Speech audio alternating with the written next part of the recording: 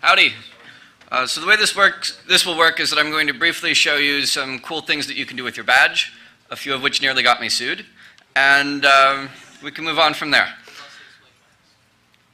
Bloody hell. Is it still lost? Oh, the screws don't work. Is it coming back? Up or down? I can't see it.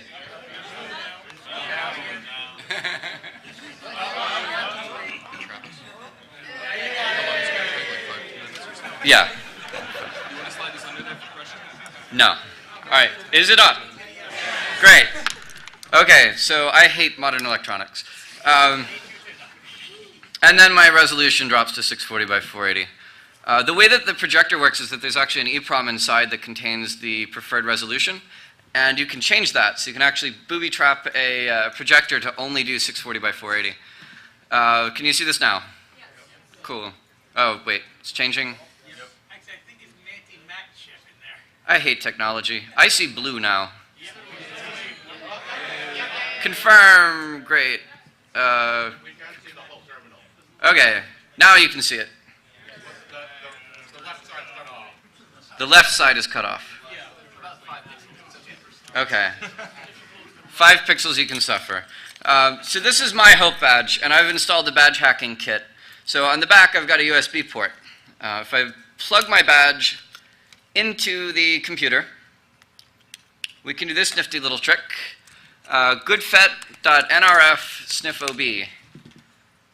That's the badge traffic. And any one of you who likes can actually sniff this and do the same. If I freeze this and I scroll up a bit, do you see these records with the FFFF in it? Or I can grep for them individually.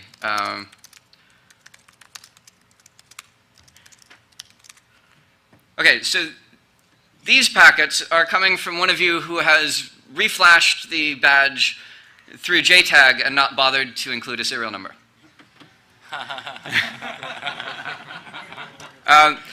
And you'll notice that the fields sort of stand out.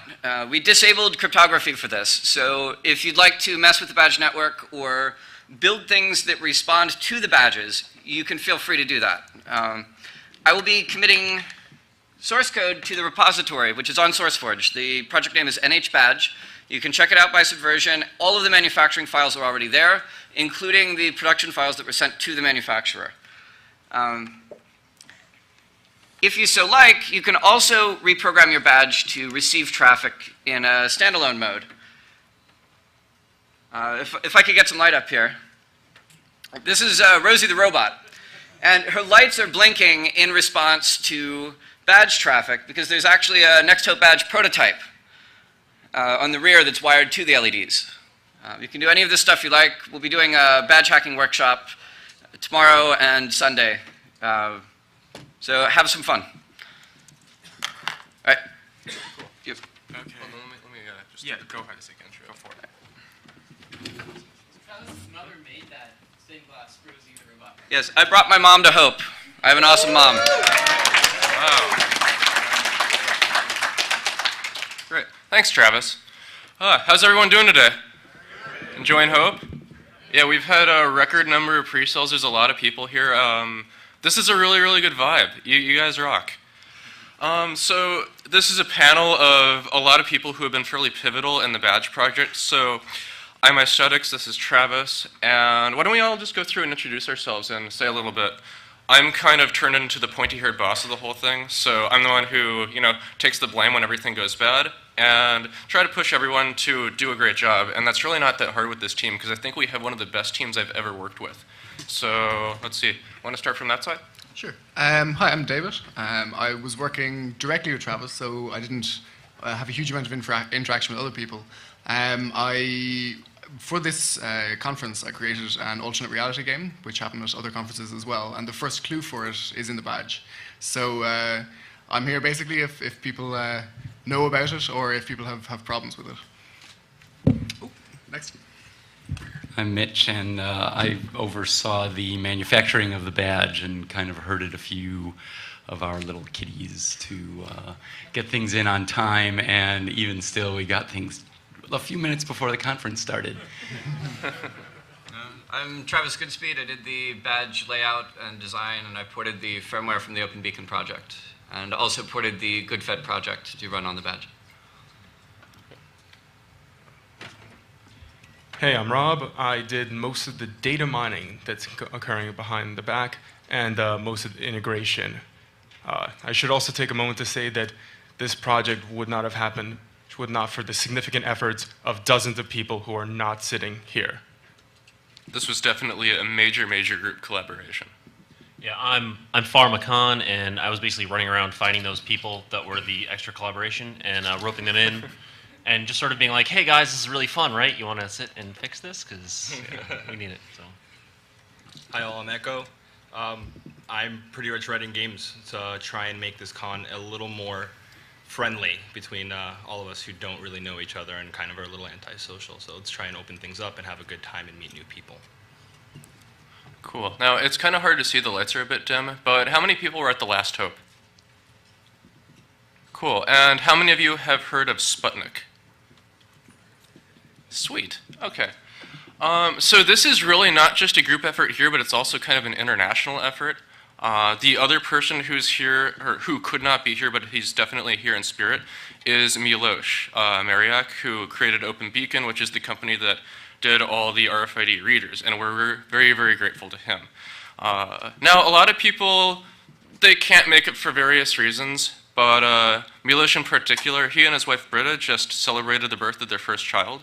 So let's just hear a round of applause for Miloš, and congratulations. Yeah. Without Miloš, none of this would have happened. Miloš has been involved in a number of projects with the CCC.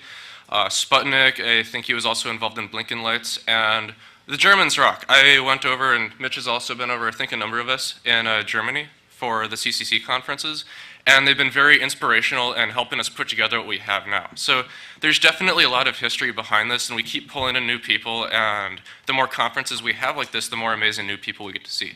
So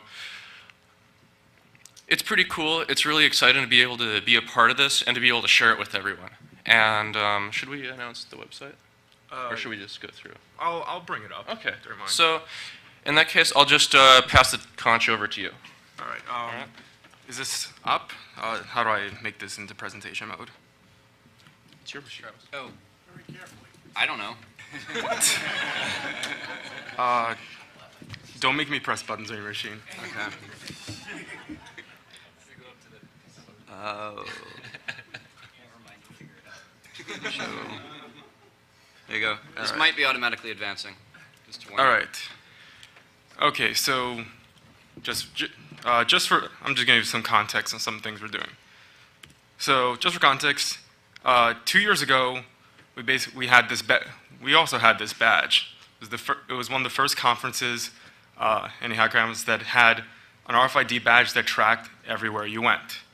And we did some pretty cool things with it. How did the Last Hope differ from Sputnik? Well, we concentrated more on the experience of it. We didn't just track the badge. Right. Okay, go ahead. It's okay. We got fairly far. We were able to give you recommendations, figure out which talks you went to, and actually knew quite a bit about you. But things have kind of changed in 2 years. Everyone kind of got into tracking you. Twitter, Foursquare, the iPhones have encouraged a lot of companies to care, where are you? And what are you doing? So in reacting to that, we wanted to really explore what can we know about where are you and what are you doing. So yeah, we have a new website. It does work. If you go to badge.hope.net. You guys did an awesome job getting all that set up. Yay. And just put in your code. Should make a note. If you guys threw out the wrappers for your code, that had the identification, go to the info desk and they'll help you get it. So in mimicking a lot of the trends of the social networking sites, this badge website is a social network. We have notices. You have profiles with avatars. You can add friends. If you have So in the trend also, we have an open API, which several people have done an incredible job with and using. And so, should want to get to the more serious note. Yeah, we know where you are. Yeah, we're watching you. But we're very transparent about what's going on. You choose everything you share, and you may revoke anything that you have shared with us. But we are watching, and we are analyzing everything you do. So, I guess if I should say one thing, just keep your eyes open, and you'll be in for a surprise. All right. Thanks, Rob. All right. Want to go up with it? Okay. Mitch, you want to go up and talk about something? Okay. We got a lot more. All right. I figured everyone had a little. I'm not sure what to add at this point, but yeah, one of the things we talked about at the last Hope was to create a badge tracking system that would not only be really fun, but to have a fun way and an interesting way to get people to think about the information that is freely shared by all of us on these social network systems and loyalty cards, et cetera, et cetera.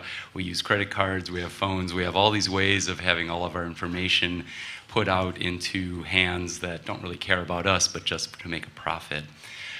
We didn't really explore that too much for the last Hope, but we wanted to explore that in interesting ways that would hopefully creep people out a little bit, but within a comfort zone that wouldn't creep people out a lot.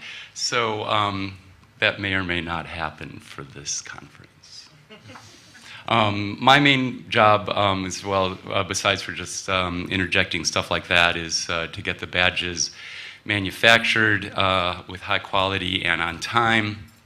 We got them in on time. Thank you, Mitch. And Travis. Most of them work really well. So I guess I'll just put out now, if you have a badge or see anyone with a badge that the red light, forget the other colored lights for now, but the red light is either not blinking, it's just straight on or straight off, then your badge is in a weird state. And you have to take the battery out, put it in and out and in and out and in and out to smooth out some of the rough edges on a contact underneath it. And then it should work. It should. I've also had luck with, is my mic on? I've also had luck using a flathead screwdriver. So just scrape off the lower pad and then the battery will fit properly. Yeah, so anyways, if we get the word out that you have to do this, then hopefully everyone who wants a working badge will have one. Yeah, I just wanted to go again, bouncing off of what Mitch was saying about the privacy element. What we've done is we've created a technology, and the technology can be used for many purposes. And some of them are scary, and some of them are fun. So scary would be like, I don't know, anybody here use Facebook? Really, that's it? Nobody else uses Facebook? You just don't want to admit it? Right. And how many times has Facebook's privacy policy changed in the last few months? Exactly. Right, it's a prime number or something like that.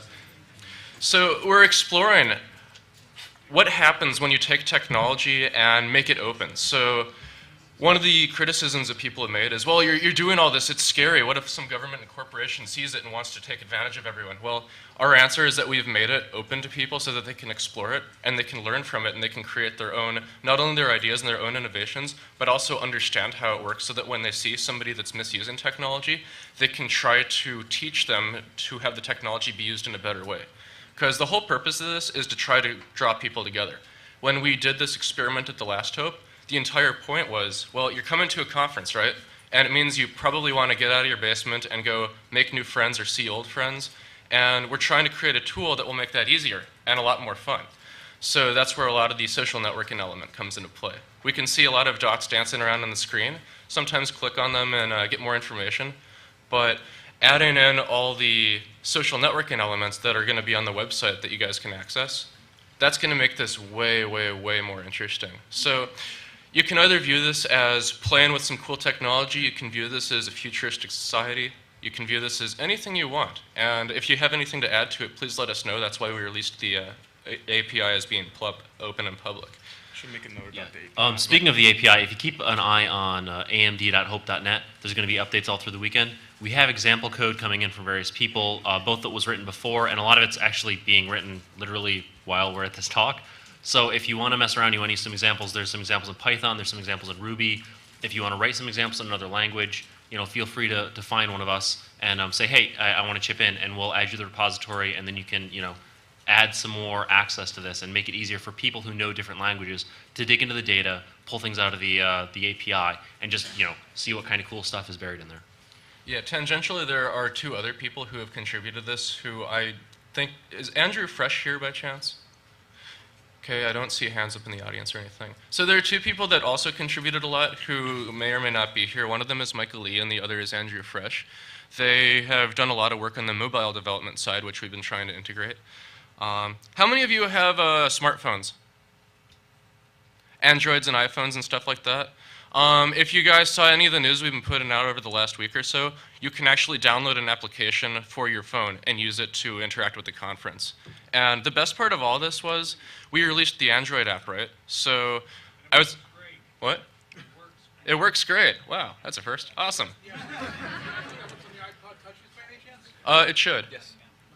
Mm-hmm. And just to show an element of how beautiful the community spirit is, I was just a couple days ago trying to show off the Android app because I thought it was really cool. I wanted to show it to a friend of mine, so I logged into the marketplace, and I was looking for the next Hope app, right? And I found another one. Somebody actually released an unofficial third-party app for us, and they called it the unofficial Hope app. And they didn't bother to tell anyone. I had to find it by going to the marketplace.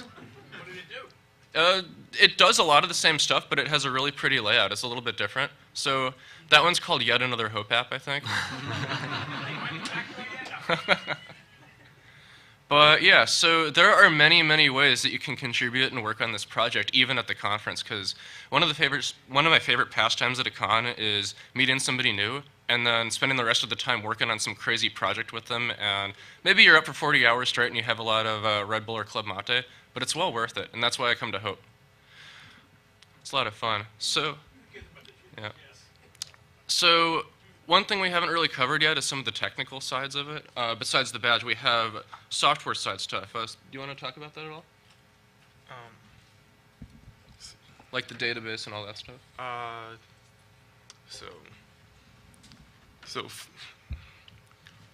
Fundamentally, it's just a three-part system. There's an aggregator that is collecting data from the readers, which then goes into a central NoSQL storage, and then we have a web front end that pulls from it. This is largely it. Any behaviors you do on the website, many of them, all of them, are tracked, analyzed, recorded, and also placed into the NoSQL repository. I did want to mention one more thing, which was you actually can opt in whether you want your data in the public API feed, and you could also opt in or opt out of whether you want your data to be publicly released after the conference. This is, again, in the theme of you decide what happens to your data. It is your data, not ours. It's your code. Any corporate website. Mm-hmm. Actually, interestingly enough, if you go to dartmouth.edu, there's a project there called Crawdad, which is metadata from geospatial data. And the last Hope actually scrubbed a bunch of data and released a simplified data set to Crawdad. So you can also even go back 2 years and then look through all of that information as well. It's part of basically giving back to the community and making this available as a research surface or substance.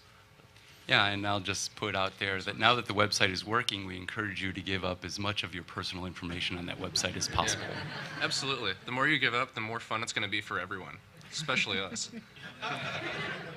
Don't forget them. They get to see the data too. Oh, yeah. So there's going to be a lot of stuff going on with that. Before I forget, there's just a couple of groups and people that I wanted to thank.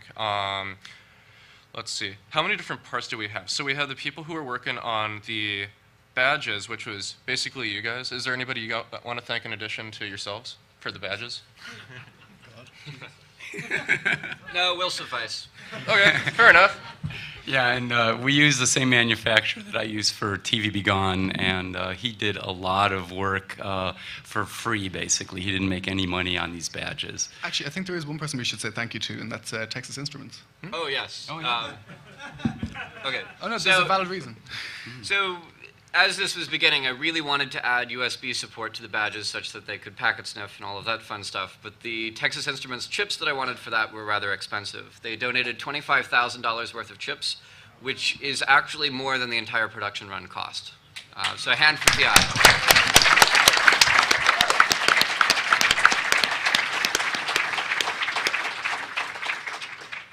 So yeah, the chips are quite advanced. Do you want to talk for a moment about what you can actually do with the chips after the conference? Yeah, so the badge itself has, I think it's 112 kilobytes of flash memory. The firmware is built in C. It's this. Maybe it doesn't. That's pretty taut. I'm just going to stand up. All right. So is this one on? Yes. Okay. So the firmware is written in C. It's compiled with a fork of the GNU C compiler. To build it and install it, you type make install, which I think is a very innovative feature. You don't have to install an IDE, load up the GUI, and all of that garbage. Pre-built versions of GCC, which you can just plop down in your /opt directory, are available on my server and linked from the README files. Once you're writing new code on it, you just have access to the radio through an SPI serial port. And then any software or device that you want to tie in, you just have to write code for. This is a turning point clicker. It's used for classroom and audience response systems. So if we were using this here, every one of you would have a clicker, and I would ask you to say vote. Press 1 if you want me to shut up, and 2 if you'd like me to go into more technical detail. As you would press it, it would be broadcast to the stage. You can packet sniff these using the Next Hope badge. You can build devices such as the Rosie robot, which respond to radio signals from other badges. So if you wind up with 2 badges, one of which has been hacked, you can then, say, make your coffee maker start as you walk into your living room, or all sorts of fun stuff like that at home after the conference has ended. All with free and open toolkit, and the full source code for the project is online. So. Are there buttons on the badge? Yeah, so it's a bit confusing to use. If someone could hand me a badge. All right, Mitch wins. So you'll notice that the red light is blinking. Might be a bit difficult to see from back there. If you touch the crystal with one finger, and with the other finger and thumb, you touch the middle of the badge, then the green light will come on. And if you do the right of the badge, then the blue light will come on. And at the far left, the red light will remain on.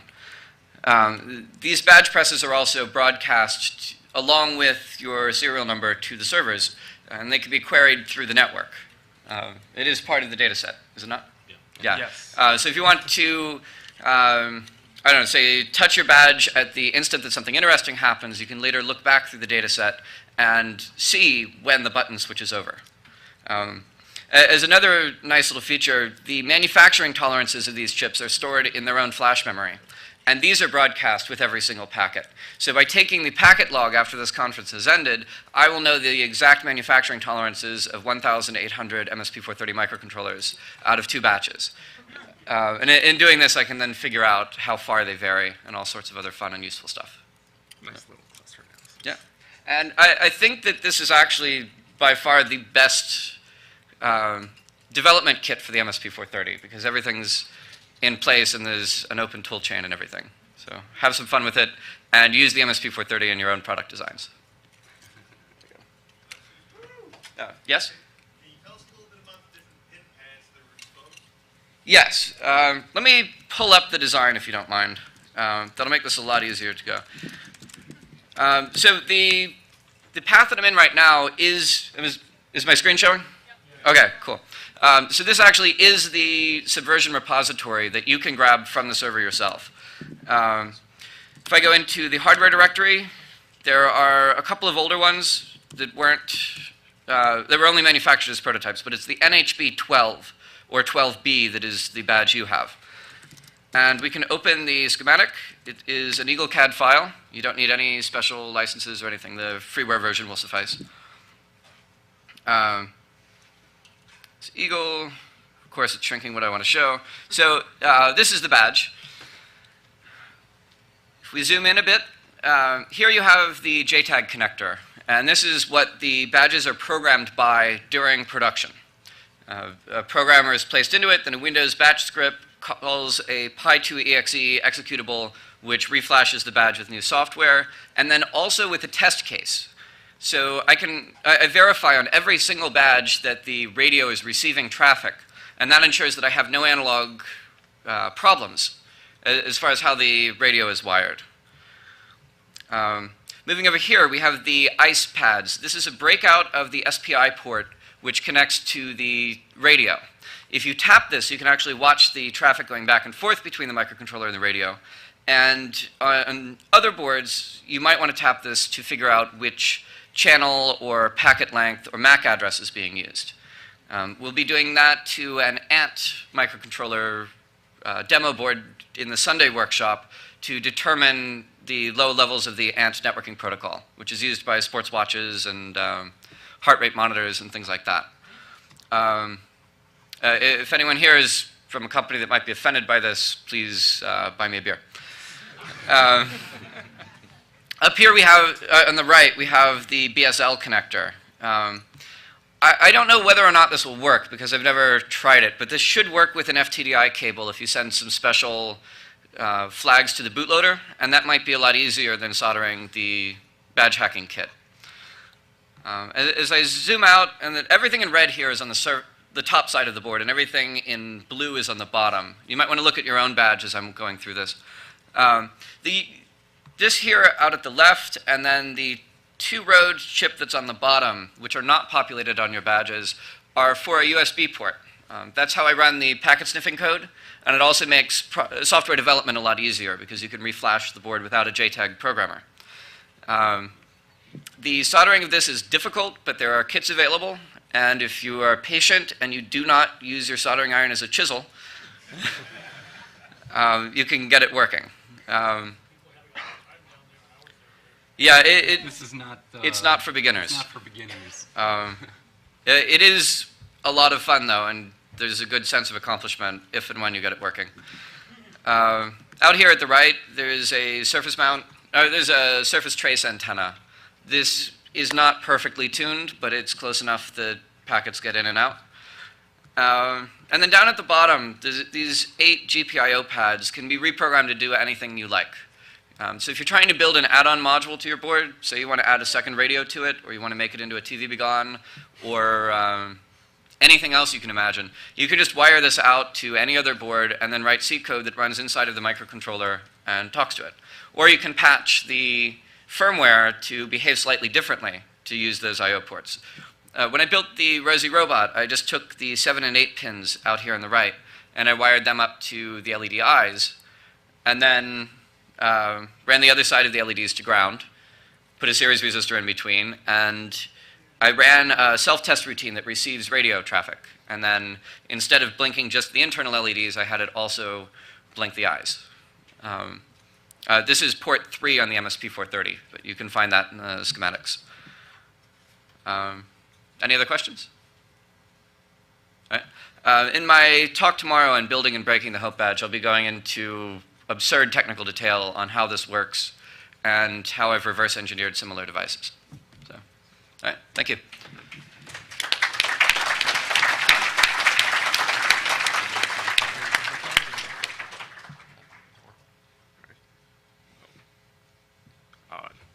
This isn't anything new. I sent a message about this before the conference started, but if you have done something interesting with the API, we do want to know about it, and do email amd@hope.net with a link to what you've done, and we're going to gather up in the conference and put up a little gallery of all the cool things people have done. So we really do want to see how you use this data. And I think we might be having some kind of opportunity through the conference we can show off. If you have a visual that you've created and you've brought it to the conference, you should show it off and like get as many people to see it and enjoy it as possible. That's the entire point of creating it. So, let's see. Somebody else, I had mentioned Milosh and Britta Mariak before. I just wanted to mention their company name is openbeacon.org. And they have been monumentally helpful in getting all this working. Basically, without them and without Travis and everyone else, we would not have any hardware at all. They have been really, really generous in working with us. And once again, the openbeacon.org. Past that, we've got a lot of people that are working on some crazy stuff on the software side. So what is it? It's based on Cassandra and Django, I think. Yes, it is. What exactly is Cassandra? How does that differ from, say, SQL or Oracle? It's basically just another version, or rather, it's another way of doing a memcache. So it's a nice distributed key value store. We use it because we get thousands of messages a second, and we want to store all of them. Right, and I think a lot of, it's very good for redundancy, it's very good for systems that need to be acting very quickly. I think Twitter's using stuff like that. I could be wrong. And Dig and Reddit and all those other web companies. So what would you say are some of the advantages of using Cassandra? I'm not trying to promote Cassandra. Okay, Right? I didn't mean to promote it. I'm just, I'm really excited with how this stuff has been turning out. Yeah, cool. Does anybody in the audience have questions for us at all? Okay, right there. So you mentioned the red LED indicates the connectivity or the broadcasting at least. What can you say about the other colors? I've seen a few Repeat the question too. Yeah. Okay, so the question was, what do the LEDs do as far as the colors and their meaning? The red LED blinks to indicate that a packet is being broadcast, or actually a group of 4 packets, each 4 being sent in a row. The green and blue LEDs are indicative of the touch sensor. So if you touch the crystal with one hand and then put your finger above and below the board along that 8-pin GPIO port here at the bottom, it will light the others and it will also send that information out to the server. Occasionally, if your badge gets dirty, these can stick, so it goes. But that's what they're for. So it's just for fun? Yes, just for fun. You mentioned the API. Can you give a quick overview of how to access it and what you can do with it? Does this computer have internet, or is that dangerous? No, do not connect that. All right. Okay. So it's all right. All right. So you can access the API by going to the https api.hope.net. This will bring you to the documentation for the API, and everything will be there. Not all the features actually exist. You can only particularly pull just one section that you want of the API. There's no cross-matching, as it might indicate in the documentation, but it does follow the documentation. So what you may pull is, you may pull the locations, you may pull informations on the users, you may pull information on the talks, and you may pull information on the speakers. And of course, you can combine this information to find out which users like which speakers, and which locations do speakers like. So, yeah, you can also, the button data is also being stored. So if you want to go in and you want to play a game where, like, you know, if you want to write some code where you can press your buttons and you know, people in an area can play capture the flag. You know, if you're in an area, everybody hits the number 2 button at the same time. It'll change colors, things like that.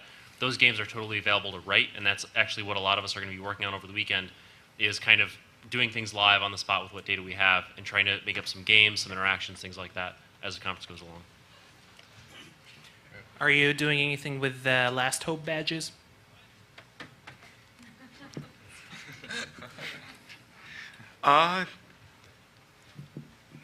listen to the stream. Watch the stream. You'll see interesting things. If I might add to that, you can also harvest the components from a Last Hope badge to build a Next Hope one. If you can get a blank badge, I'll give you the parts. But this is only if you're a god at soldering. Yeah, Travis, can I get my badge back? My Last Hope badge? I'll give you the pieces. I should also add, if you are interested in linking your Last Hope badge to your current badge so that we could integrate some of that Last Hope information, find me and I'll do that for you. Question. How about movement inside of the room versus movement from room to room? What generates a record in your secret database? It is strictly based on whether a reader detects you. Different rooms are populated with readers with different density. Most of the talk rooms aren't nearly as well populated as the mezzanine, partly because you guys are sitting down. You're not really moving, Okay. and it's much easier to extract which talks you attended when there's less noise in there. At the same time, remember the readers do have a range of 60 feet, so there's a certain particular range for what they pick up. Accuracy varies in I would say about the 10, 15 feet area. So take the readings with that particular error tolerance. All right, Mitch, this is for you. Just put your ears on here. The problem that you mentioned about the battery in and out, okay? This is my third badge. They said they won't give me another one if I break this one, okay? I do not deny that resin could have built up on the contacts. However, I believe another problem exists. And I should have prefaced this by saying when something doesn't work, it interests me more than when it does work, okay? Why? And I think it might be an overheating problem, but you know, you're the god, so I'm just going to shut up. And this guy, or what in the front, had his hand up, and there are microphones here, so I mean, I feel bad talking over him, so apologize. Well, everyone can line up, but yeah, it's actually a manufacturing problem. They cool down that pad too quickly, so it has a rough surface. Yeah, what I was going to bring out is one simple point. The random changes on the lights are being caused primarily by, believe it or not, perspiration on your clothes. Because the rooms are warm down there, your shirt gets very slightly damp, and it'll affect the pads. That's where you get these random changes. Up here it's cooler, what happens less. Even if I press on this, well, the minute you just change pressing on the shirt, for example. And this is almost dry. You walk out the funky things, your shirt's less than bone dry. And that's why you're seeing random changes on those other lights. Yeah, it's just picking up on resistance, and sweat has salts in it. So, yeah, he was just saying that some of the lights might light up because of sweat. It's touching your clothing. There's sweat on your clothing. So that's these button fluctuations can be picked up, of course, and perhaps you can extract which of you are nervous.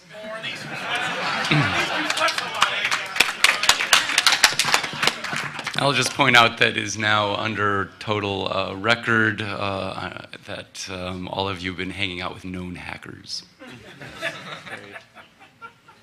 Okay. Did you want to ask your question first, or shall I go? You can go. All right.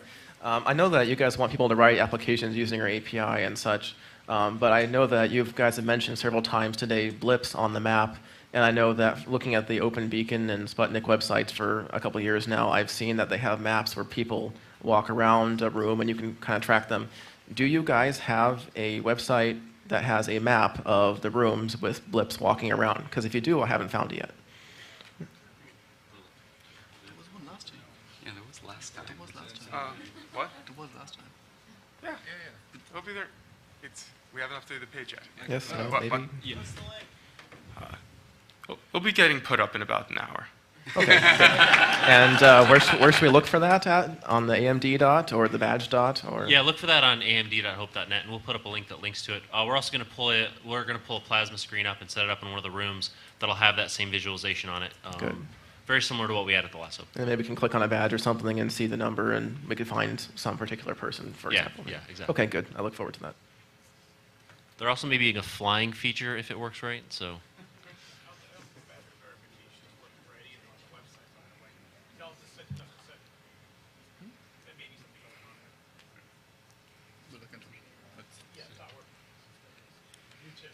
There's more people than speakers. So, next question. All right. Oh, he commented that the password verification didn't seem to be working too well on the website. The ordering of the code and the badge ID is somewhat counterintuitive. You type in code first and then badge ID. I did this wrong 3 times. So another comment about the user interface of the website. Next question. Next question. Okay.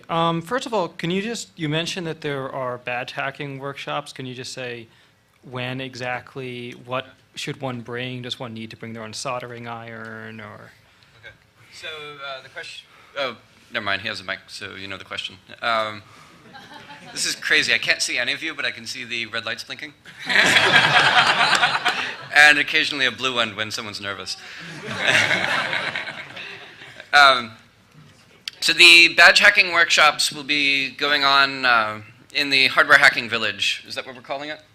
Yeah. The Hackerspace Village, the center of which is the hardware hacking area. Okay. So within the hardware hacking area, show up around 1 p.m. tomorrow, and I'll be there to help assemble and that sort of stuff. For a basic workshop, and this is just enough to get the badge assembled and have it working in either Windows or Unix. The following day, on Sunday, there will be an advanced badge hacking workshop, which will involve such things as taking the firmware apart or hacking similar devices to the badges, which are not quite the badges. If you'd like to learn how to take products apart, if you would like to learn how to reverse engineer the protocols involved on these sorts of devices, that will be covered in the advanced workshop. Admission is closed, the workshop is already full, but if you do something to impress me, I will push you in anyways. For which one, the Saturday or Sunday? For Sunday. That was the impression these things were pretty much open to all. I didn't think there was a restriction on these things. I can't handle 100 people in a workshop. I can handle 10, and maybe 15, but they're... I'm open to bribes, but seeing as how I haven't gotten my beer yet, I'm hesitant to believe that they would come. Yeah, hardware hack or badge hacking kits are available either through me, if you find me, or Jimmy down at the hardware hacking area in the Hackerspace Village, or Lady Ada at Adafruit. Yes. I was also wondering just one other thing. Has anyone yet written, to your knowledge, any kind of fake badge signal generators? Not yet, but if they would like to, the code is there, and it accidentally happens when people rebuild the firmware from scratch.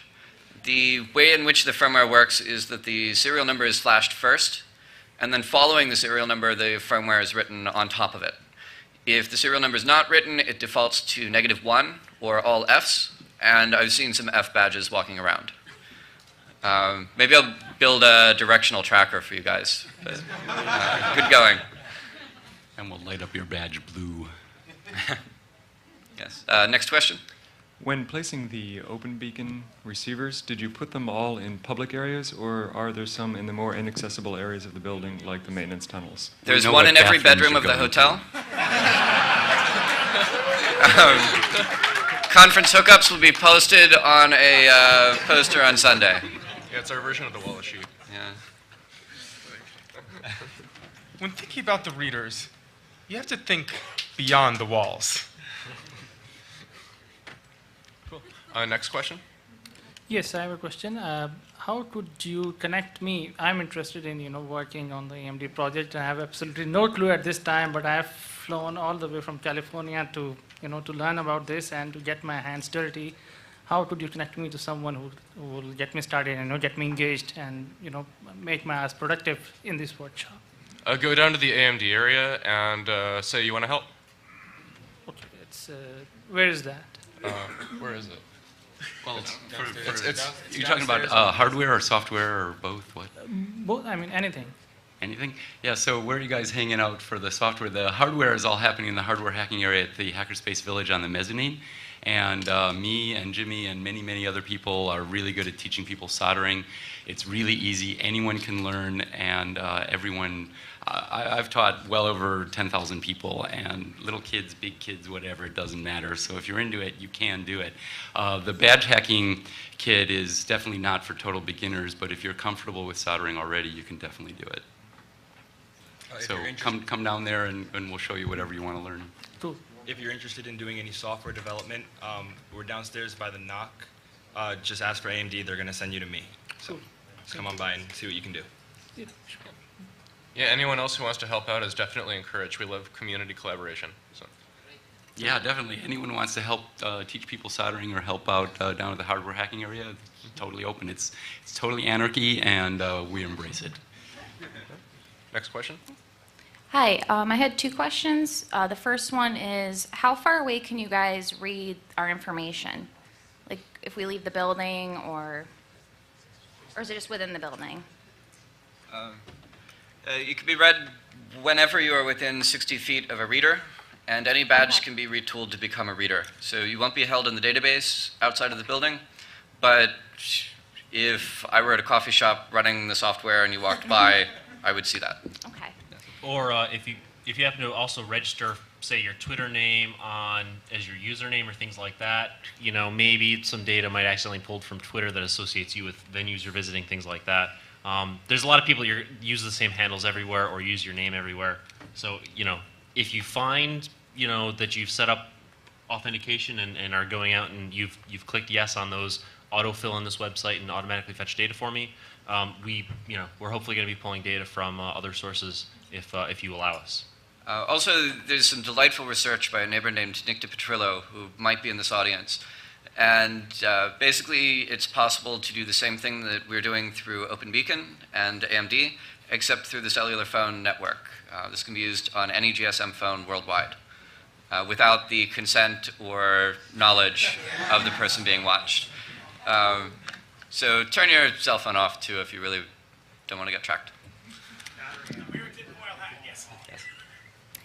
And then I also wanted to get your guys' thoughts on the present and future use of RFID, such as in driver's license, Easy Pass, passport, products that we buy, and inevitably probably human beings. RFID, don't get us started. I'd like to answer this one. I am a man, not a number. Wait, I am 454-487-32985. USA. A passive RFID tag is just a barcode, and it can be copied just like a barcode. There are too many barcodes in our society, but it's not terribly different that it works through a radio. Yeah, normally they can be read when you hold your passport up to the passport RFID reader, but it's been shown that people can read these numbers from pretty long distances away. But I don't know if we really have time to get into RFID and its discontents here. But I think it is important to point out that everything here is opt-in. If you don't want to participate at all, just take the battery out of your badge. You don't have to use the website at all if you're super, super paranoid. It's lots of fun to do it, though. Or swap badges with someone who does want to be tracked. Next question. Well, speaking of GSM, I was actually wondering if these blimps were going to start looking for radio signals. I don't know if you're familiar with that art project, but I thought that was cool. I was actually wondering about the serial number. I saw in the badge hacking kit that it said the NHB12 was the best serial number to have. Is that? So the firmware as presently published on the website is, for hacked badges, is for the NHB12 proper, which is the version that I used and the version that the prototypes were. The NHB12B is now working, and I can give you a firmware image if you find me directly. So just find me and I'll get you the firmware for either badge. This is my fault. Yes, this is his fault. If you actually reverse engineer the 12B, things are a little bit different. Okay, I've got a question on troubleshooting. I got a badge that will start initially, run for about 15 seconds, and die. Yes, that's the battery problem. There's a film of something over the positive battery terminal. If you take a soldering iron into the badge and you sort of burn it off by scraping the soldering iron back and forth, then it will get a solid connection and work. Or you can rough it up with either a flathead screwdriver or by inserting and removing your battery. Yeah, I've already tried inserting and removing the battery a number of times, but maybe I'll have to try the resolder trick. Yeah, we can help you too if you like. Yeah. Yes. Next question. Great. Cool. Anyone else have anything to add? I'd like to add something. Okay. Hello. So I've been working on some games for you guys to play. Hopefully we're going to get them out soon and it's going to be a lot of fun. I just wanted to note that when I first started in this community of ours, it was a ton of fun. I had so many friends, and I'd come out to conference and I'd see so many old faces, and this is a really good turnout. It's amazing to see so many people that I haven't seen in a long time. And what I'd like to note is that the games are there for you to use them and to meet new people. We're going to know who you're hanging out with, more often than not. It's the truth. We're going to hopefully know where you guys come from, where you guys are hanging out, and who you're hanging out with. And you're all going to find out a lot of fun stuff about everybody here, but what I'd like to note is that you guys should be meeting new people, and that's what these games are going to do for you guys. Please don't try to do anything malicious. I haven't spent hours hardening everything. They're not there to be hacked. They're there for you guys to meet new people and have a lot of fun, and that's what conferences should be. Things have gotten a little turbulent the last couple of years, at least in the New York City area, and we're hoping to bring that all back and have a really good time. So, do your part, have fun, and, don't be a jerk, is what I'd like to add. 1 minute, last question.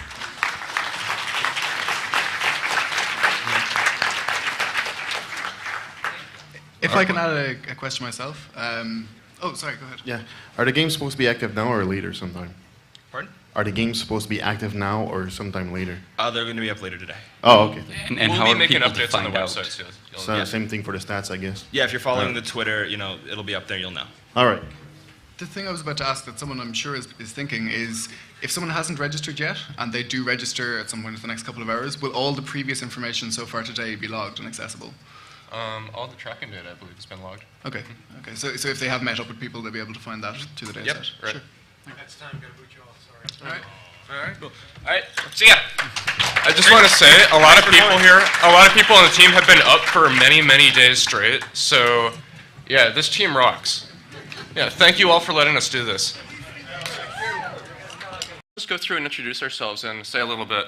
I'm kind of turned into the pointy-haired boss of the whole thing, so I'm the one who, takes the blame when everything goes bad and try to push everyone to do a great job. And that's really not that hard with this team, because I think we have one of the best teams I've ever worked with.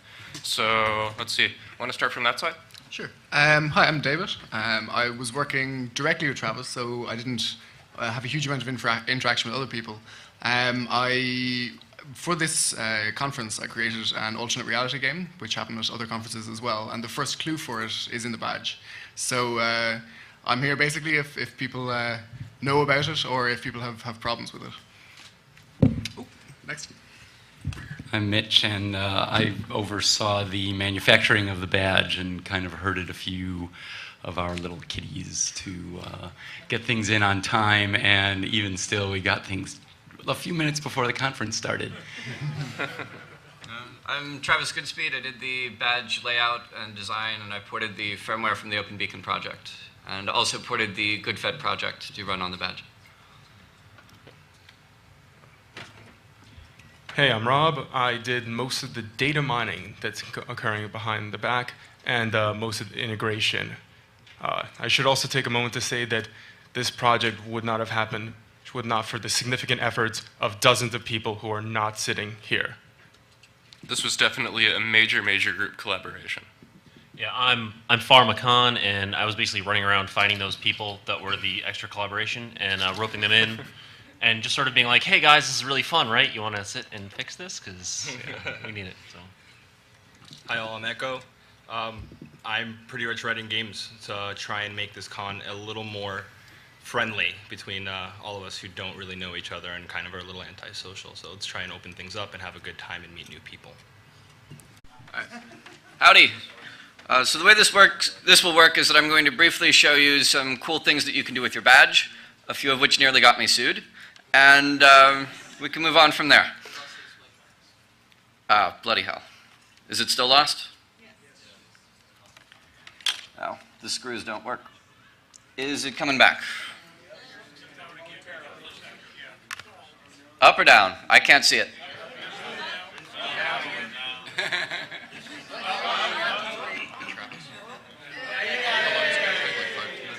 Yeah. No. All right. Is it up? Great. Okay, so I hate modern electronics. And then my resolution drops to 640 by 480. The way that the projector works is that there's actually an EEPROM inside that contains the preferred resolution, and you can change that. So you can actually booby trap a projector to only do 640 by 480. Can you see this now? Yes. Cool. Oh, wait, it's changing. I hate technology. I see blue now. Confirm. Great. Okay, now you can see it. The left side is cut off. Okay. 5 pixels you can suffer. So this is my Hope badge, and I've installed the badge hacking kit. So on the back, I've got a USB port. If I plug my badge into the computer, we can do this nifty little trick. goodfet.nrf sniff-ob. That's the badge traffic. And any one of you who likes can actually sniff this and do the same. If I freeze this and I scroll up a bit, do you see these records with the FFFF in it? Or I can... Okay, so just for, I'm just going to give some context on some things we're doing. So just for context, 2 years ago, we had this we also had this badge. It was one of the first conferences in Hackerams that had an RFID badge that tracked everywhere you went. And we did some pretty cool things with it. We did... How did the Last Hope differ from Sputnik? Well, we concentrated more on the experience of it. We didn't just track the badge. Right. Okay, go ahead. It's okay. We got fairly far. We were able to give you recommendations, figure out which talks you went to, and actually knew quite a bit about you. But things have kind of changed in 2 years. Everyone kind of got into tracking you.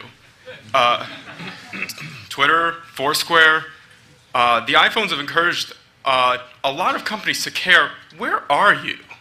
And what are you doing? So in reacting to that, we wanted to really explore what can we know about where are you and what are you doing. So yeah, we have a new website. It does work. If you go to badge.hope.net. You guys did an awesome job getting all that set up. Yay. And just put in your code. Should make a note. If you guys threw out the wrappers for your code, that had the identification, go to the info desk and they'll help you get it. So, in mimicking a lot of the trends of the social network. Cool. Now, it's kind of hard to see, the lights are a bit dim, but how many people were at the Last Hope? Cool. And how many of you have heard of Sputnik? Sweet. Okay. So this is really not just a group effort here, but it's also kind of an international effort. The other person who's here, or who could not be here, but he's definitely here in spirit, is Miloš Mariak, who created OpenBeacon, which is the company that did all the RFID readers, and we're very, very grateful to him.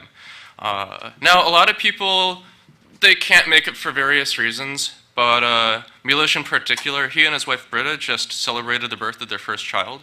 So let's just hear a round of applause for Miloš, and congratulations. Yeah. Without Miloš, none of this would have happened. Miloš has been involved in a number of projects with the CCC. Sputnik, I think he was also involved in Blinken Lights, and The Germans rock. I went over, and Mitch has also been over, I think a number of us, in Germany for the CCC conferences, and they've been very inspirational in helping us put together what we have now. So there's definitely a lot of history behind this, and we keep pulling in new people, and the more conferences we have like this, the more amazing new people we get to see. So it's pretty cool. It's really exciting to be able to be a part of this and to be able to share it with everyone. And should we announce the website? Or should we just go through? I'll bring it up. Okay. During mine. So in that case, I'll just pass the conch over to you. All right. Is this up? How do I make this into presentation mode? It's your machine. Oh. I don't know. Don't make me press buttons on your machine. Okay. Oh. So, there you go. This might be automatically advancing. Just to warn you. All right. You can grep for them individually.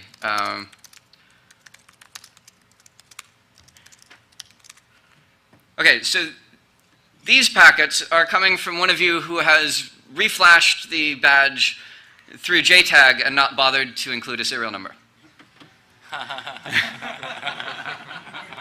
And you'll notice that the fields sort of stand out. We disabled cryptography for this, so if you'd like to mess with the badge network or build things that respond to the badges, you can feel free to do that. I will be committing source code to the repository, which is on SourceForge. The project name is NHBadge. You can check it out by Subversion. All of the manufacturing files are already there, including the production files that were sent to the manufacturer. If you so like, you can also reprogram your badge to receive traffic in a standalone mode. If I could get some light up here. This is Rosie the robot. And her lights are blinking in response to badge traffic because there's actually a NextHope badge prototype on the rear that's wired to the LEDs. You can do any of this stuff you like. We'll be doing a badge hacking workshop tomorrow and Sunday. So have some fun. All right. Cool. Yep. Okay. Well, let me just go ahead. Go for it. Travis' mother made that stained glass Rosie the robot. Yes, I brought my mom to Hope. I have an awesome mom. Wow. Great. Thanks, Travis. How's everyone doing today? Enjoying Hope? Yeah, we've had a record number of pre-sales. There's a lot of people here. This is a really, really good vibe. You guys rock. So this is a panel of a lot of people who have been fairly pivotal in the badge project. So I'm Aesthetics, this is Travis, and why don't we all